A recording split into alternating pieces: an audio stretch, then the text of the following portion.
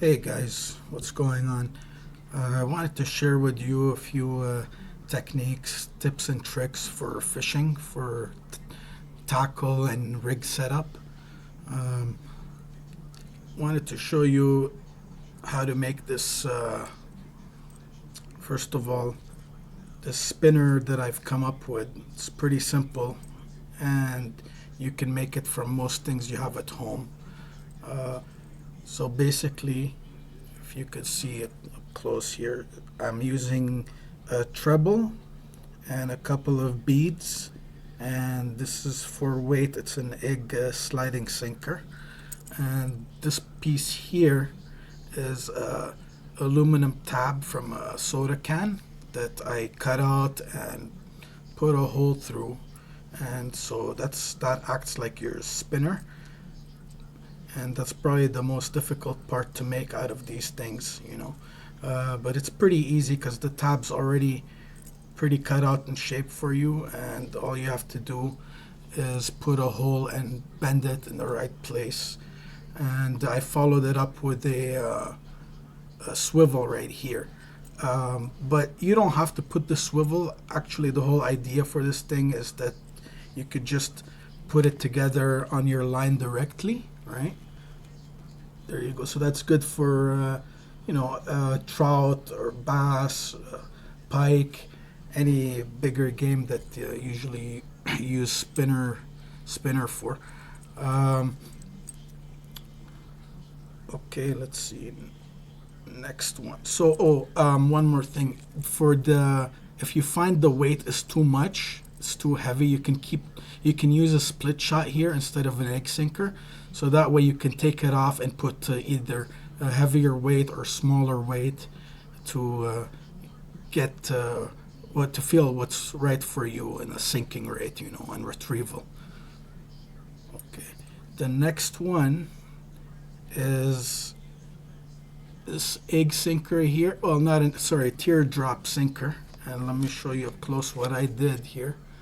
I attached it to a split ring and then a snap swivel. Okay, so this makes it easier for you to attach to your line and to take it off, right? So it's a snap on, snap off swivel, and I'll show you in a bit later how it works. Another idea I got is if you always wanted to try a slip bobber, right? Or if you using them and you lost them and you don't have any more in your tackle box, but you have the good old red and white bobbers here, the push buttons, and you have a snap swivel, you can easily make one yourself. All you gotta do is take the eyelid end of the snap of the swivel, press this down, out comes the hook, right? Let me see up close. Okay, now you put on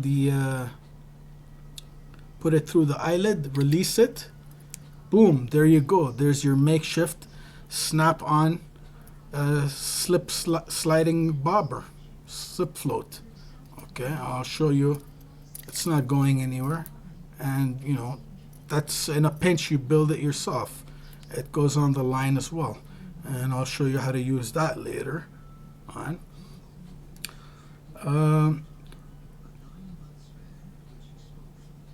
This thing here, if you guys know what these are, I think they're called what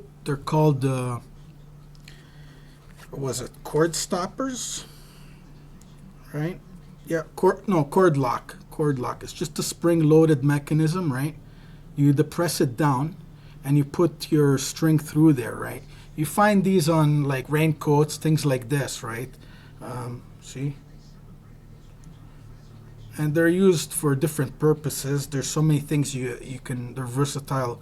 I use these to make a lanyard to attach my my two-piece fishing rods together. So, for example, let me show you here another one.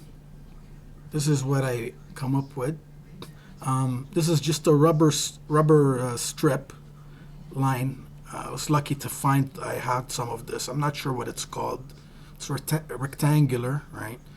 And basically fits in here, right? So I took both of those, put them through the hole, and then when you release it, it tightens up, right? Well, some of them have more grip than others, but let me see here. I think you can lift 1 pound with these or so. But we're not looking to lift weight with them. We're just looking to secure.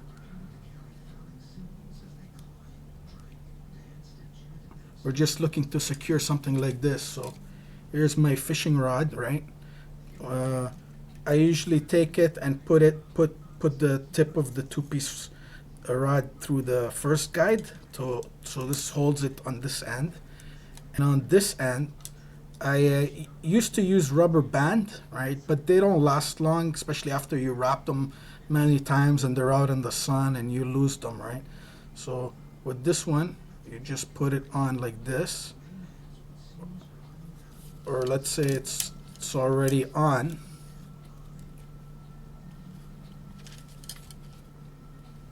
It's already on like that, right? You just loosen it up, put your pole through it, and then pull it tight, and there you go. Perfect. Now that's ready to transport easily with you. So I made a few of these, you know. I think they last longer, and you know, they're just more versatile, easy to use. Okay. If you cannot find this plastic rubber, you can always use a rubber band like I did for this one here, right? And do the same thing. Just find the rubber band that's suitable and do that. And the idea is you don't have to wrap it many times or lose it, you know. It lasts a little longer when it's being used with a paracord. Okay, let's see. Okay, so next up, I use slip floats a lot. I never went back to fixed floaters ever since I went to slip floaters, right? And as you all know, you can buy the beads and the bobber stopper knots pre-made, right? I like these, but they can be expensive, and sometimes you run out of them. And you know, in a pinch, you wanna you can make your own bobber stopper knot, and actually you may not even need the bead. So let me show you one I've made here, a little setup. If you can see it up close. Let me get the okay, let me show you up close here with the magnifying glass. So as you could see, there's the bobber stopper. I've made it out of monofilament, so the same line I'm using for my fishing line. I like to do these with the 4-pound test, but this is an 8-pound test line I've done it with. Okay, so it's the same thing, the same idea. You'd have to look up how to make these. It's pretty simple. You know, you can find videos how to make homemade bobber stopper knots. They use twine, but using fishing line like this. And so let me, for example, show you on this one, right? So I got my my jig, let's say, okay, and then I got the slip bobber, slip float, slip bobber, all right, and it doesn't go through the hole, right? Because what I've done here is, before you go to clip these tags, right? So what you could do, where's my clippers here? What you could do is clip the one that goes towards the eyelid of the first rod guide, right? So that way it's easier to go through. Now on the way back, yeah, this might be getting in the way a little bit, but it's not a big deal because it's you know, it's not very stiff. It'll go through the guide pretty easy, especially if you cut it a little shorter and it's only 4-pound test. But the idea is that it acts like a weed guide, like a what do you call those? weed guard, okay, or a lock, right? If you leave it a little bit longer. So let me cut this one down a little bit. Okay. So let's say in case you have a you can't find these beads and you find any bead, sometimes you'll notice, like with this one here, it's got where's the hole now? It's got the diameter of the hole is a little bit bigger. Let me see here. Okay, if I can show that to you. There's the hole. It's a little bit bigger, right? So it might slide over your regular stopper knot. But if you do it with this one here, the way I showed you with the tag, so let me slip this on. The tag will help stop it, right? So you could use it with a bead, or you could use it without a bead, as I showed you directly with the stopper, with the slip bobber here. So you see that little tag end helps secure it, stop it from going any further, right? Okay. And another idea would be if you want to change this into make it like a fixed floater, you can put a tag, you can put bobber stopper knots on either end, like I've done here. So as you can see, it stops it from going all the way. It stops it from going all the way down. Well, remember this one I'm not using any beads, and I bring this one down here, right? Now it's fixed, right? It's fixed. Or I slide this back up here, and you can use it as a slide float at the depth that you want, right here. Okay. Let's see what else. And these ones will also work on some of the like this one here. Let me show you the homemade one. Okay. Even though the snap here is big and you're supposed to use a bead so it doesn't go through, I notice that it could still kind of work. Let me close it up.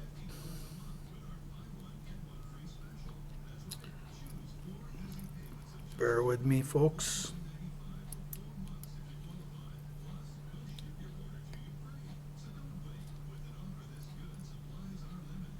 Okay, so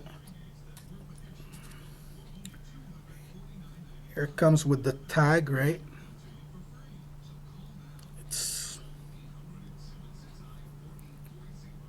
And it lifts the weight, right?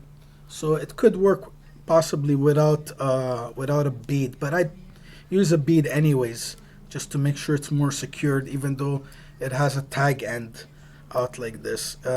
It's a little stiff enough to act, as a stopper. So a little ductile there. So that's that for this one.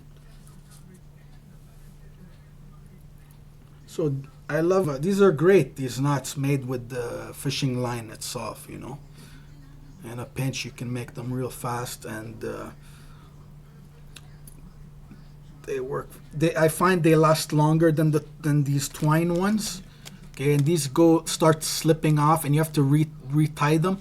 With those ones, after you clip them, and after you've cinched them down and you're satisfied with the tension, you clip those off. I find that it lasts quite long, much longer, and they go through. As I said, they go through through your rod guides, no problem.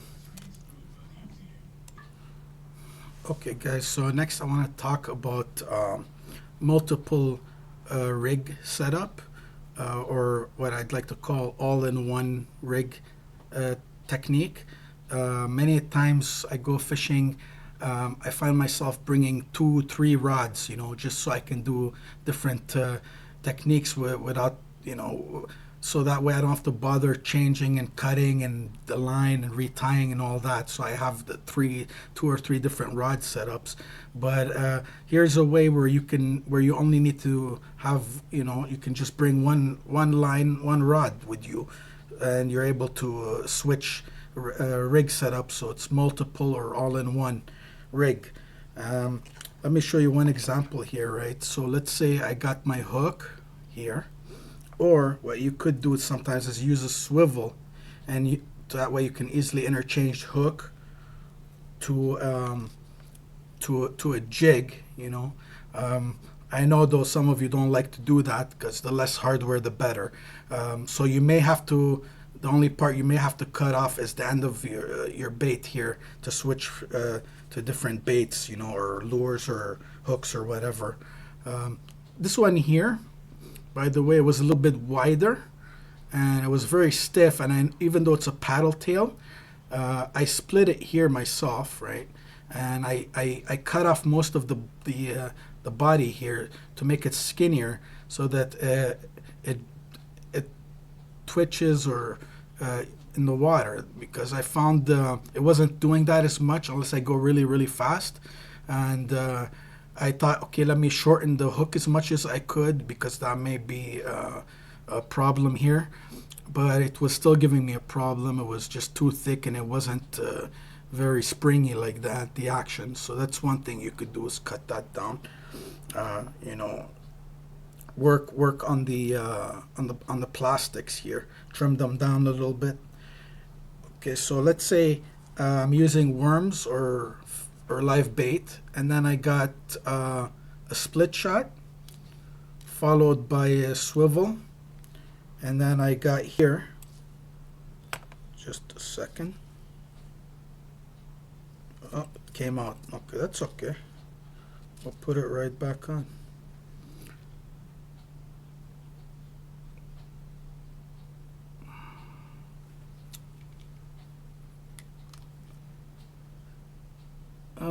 The joy of doing these videos without editing, and I don't know how to do all that stuff, so bear with me. Okay, so I got my bead after, and there's supposed to be a bead stopper knot here, right? You know how it works. And here I got another video of how I made one of these things. It's a snap-on sliding floater, right? So we just put it on. Okay, there we go. So this is one technique, right? With the sliding floater, right? Topside fishing. So let's say now I want to switch to bottom fishing, right? So I don't want to have to cut my line and take off the hardware and reattach things. So this is one of the reasons why I invented these. Well, I didn't invent them, but anyway, I figured out how to make these easy snap-on, snap-off slip floaters is for this reason. So let's say I want to switch. This is one method, and I want to switch to bottom. I take off the bobber here. Oh, it's going that way. Okay, that's off now. Okay, and I will slide down the bead, and then I'll take the sinker I talked about before, the snap-on, snap-off sinker, and attach it, and boom, there you go. Now we've switched to a Carolina rig. See, that goes on the bottom. Oh, take off the I forgot, take off the split shot. So again, very minimal work without damaging your line too. All right, there you have it. Now for this, there's another thing, another trick I learned some people use. So instead of what they do is they take a clip like this, a paper clip. Now this one's kind of heavy duty. You should take probably one that's like smaller, wire sized, lighter. And what you do is, let's say you just have the sinker, forget about the swivel and all that stuff, right? And you put this through your sinker like this, okay? like that, and you attach it to the one of the eyelids of the swivel.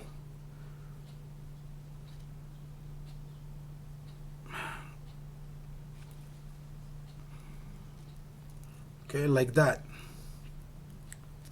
So what happens now is, in case you get snagged, you just have to pull a little tight on the line, and the paper clip just comes apart. Yes, unfortunately, you will lose the sinker, but you get to save the rest of your line with whatever you got on, right? Okay, so let me go back now to the way I had it.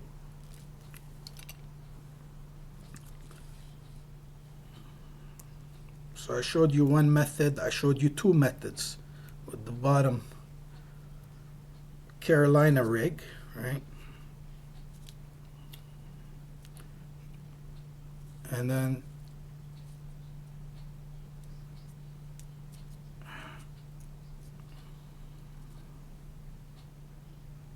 okay, and then there's another option. You can add a peg float here. I think you may be able to find in stores ones that you can actually put on the line. Maybe not. You may have to make it yourself, or you can grab one of these little guys here and just snap it on again. Both ends. Some people don't know that. Okay, there you go. You put it you adjust it to where it needs to be. So now this is on the bottom like this, and this is floating with your bait just above the ground, dingling there. And this is called a there you go. You switched it from a Carolina rig to a Santee Cooper rig. Okay, so that's 3 methods already. There you go.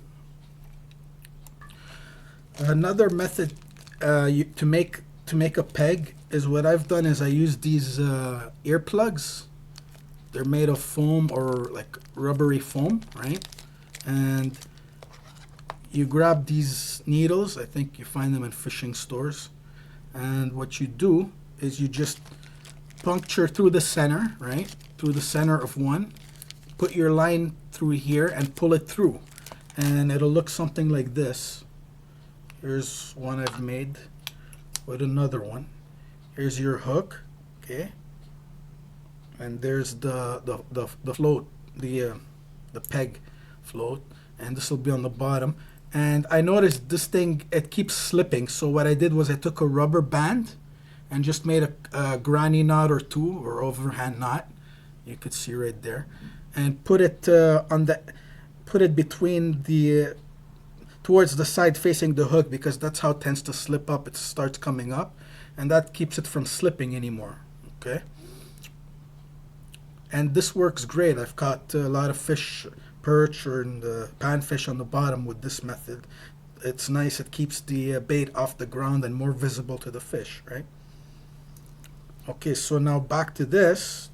Let's say it's becoming night now, right? And the fish are biting on the top. So we'll just take this off. Okay. And we'll take off the sliding sinker that snaps on and off, and then we'll put another one of our little ideas here. This is the light and the dark floater, also a slip float that I made, and I got a video on how these are made. So let's see how we have this on now. Just snap it on the line. All right. Oh, hold on, it's becoming darker. Oh wow, it's really dark now. We can't see, folks. Let's turn on our light in the dark, do it yourself slip floater. Let's see here what we got. Which light we got? Red. Yep.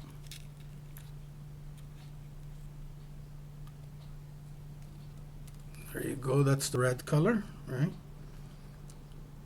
Or let's switch it to So another color here.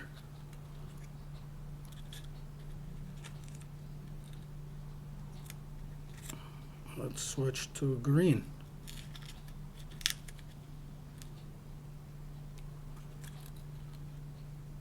Okay, there you go. That's green, trust me. And as I said, I got a video that shows you how to make these ones here. Okay, so just want to show you the inside of it. It's got the battery in here, right? And I got a couple of different LEDs that I can put on for different colors if I want, right? And that's the, yeah, another split ring and a snap swivel to attach to the line. And this is a cocktail skewer. And you just go to my other video, I'll show you how to make these. The only thing I added to this was this rubber ring inside. It's just basically a tube that I cut out and I put it in the center. So that way when the LED is inside of it, right in the center, it won't go around anywhere. It stays relatively in the center, right? Because I noticed before it was starting to slip sideways or whatever. So this holds it nicely in place. And there you go. That's that. Okay, I think I covered everything. So the basic idea was that to have some tackle that I'm able to take off or put on my line without having to cut it and retying everything, you know, and makes things easier. So you can just go out with one rod and line, one pole and line, and try different rigging setup methods. All right, so that's it. I hope you guys took something away from some of these ideas that hopefully they can help you have a better time out there fishing. All right, do you have any questions? Please leave them in the comment. I always answer them. Thank you very much for watching. See you guys later.